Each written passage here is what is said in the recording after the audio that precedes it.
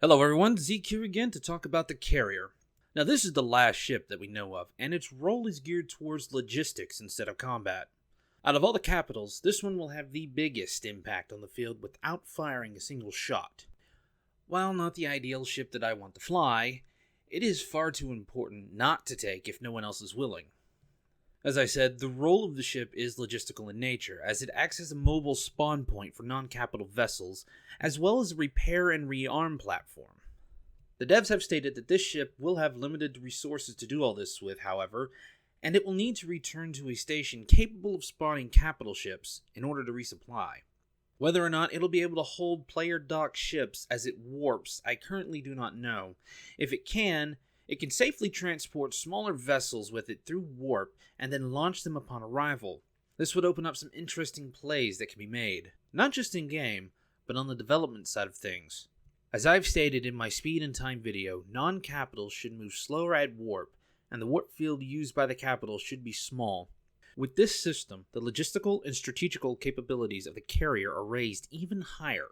Either way, how many ships can be docked on it at one time, as well as how many can be launched at the same time, could act as a counter to it, as it can't just spawn an instant blob.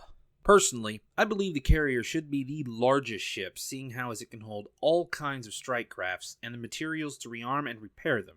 Its defensive stats should be less hull than the cruiser, as it's not as reinforced, and less armor than the destroyer, since it's not a frontline vessel. This would make it rather fragile for a capital, which is why it stays in the back lines, and if it should come under attack, it should have enough durability to survive long enough for allied assistance. As for weapons, I imagine small turrets with flak, long-range cruise missiles, or something of the like. It's not going to have much in that area, I believe, though it might hold similar weapons as the destroyer, but not to its capacity. However, instead of weapons, it could trade in that space for special strikecraft launchers to get them up to high speeds in seconds. This would be good for interceptors and close-range bombers, while ships that are meant for close-range support could just spawn in the normal hangar bay launch pads. Beyond this, there's not too much in the way for weapons.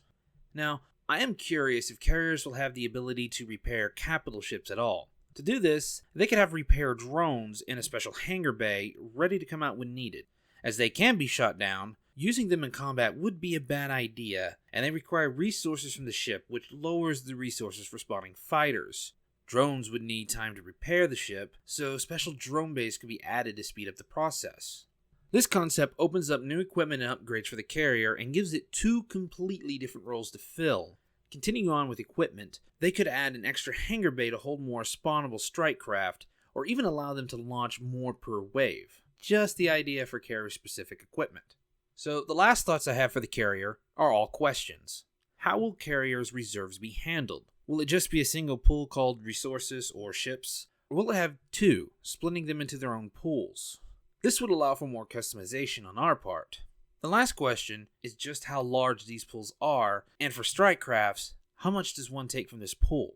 You might say one per ship, but when you think about it, not all loadouts or ships will be equal in cost. This is definitely something I would like answered, but I'm sure the devs have an idea in mind and will let us know when they have it smoothed out or something. Well, these are my thoughts on the carrier for now. A lot of possibilities for the carrier, and I can't wait for the ship to be added for testing. As always, please leave your thoughts and ideas in the comments below, and until then, help keep space epic.